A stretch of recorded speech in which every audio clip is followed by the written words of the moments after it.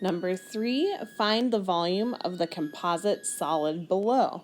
Round your answer to the nearest tenth. Be sure to show all your work. You should not be giving just an answer. Okay, so we can see in this composite solid that we have half a sphere as well as a rectangular prism. So those are the two formulas we want to be looking at, which you can see I have written already. So let's go ahead and start with the sphere.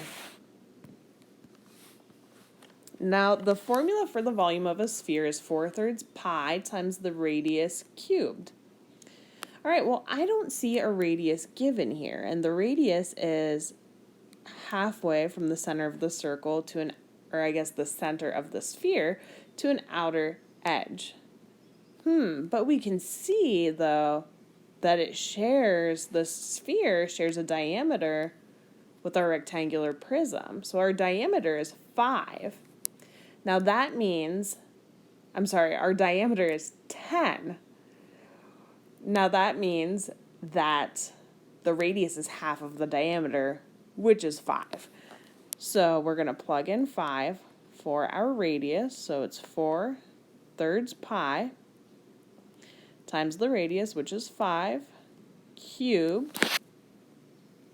Now let's go ahead and put that into our calculator and see what we get.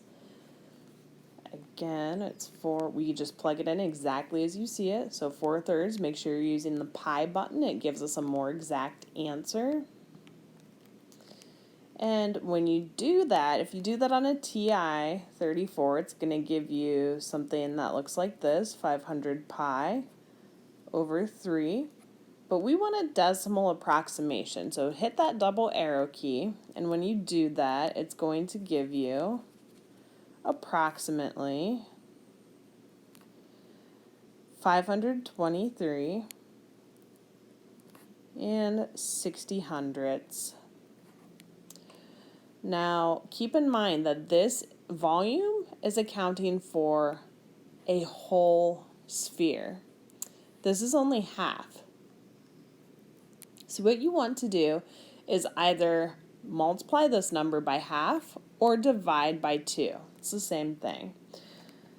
So if we do 523 and 60 hundredths divided by 2, that's going to give us a volume of 261 and 80 hundredths for our half sphere. Let's go ahead and take a look at our prism next. So remember that big B means area of the base. You can see that our base is a rectangle.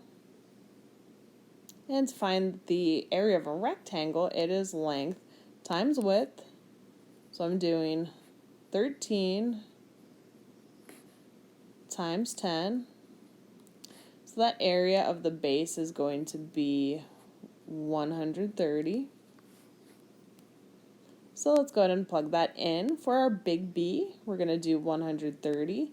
And then we want to multiply by the height, which is given here, which is 7. So let's put that into the calculator. 130 times 7.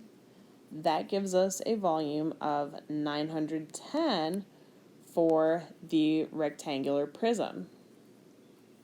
Okay, not quite done. What we want to do now, this is our final step, we want to take both of these volumes, so we want to do the 261 and 80 hundredths and add it to 910. Let's see what we get here.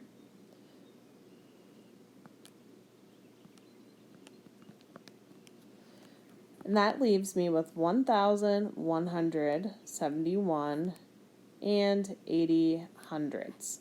Now we do want to label, it's inches cubed, and this is our final answer. Okay, that's all for number 3.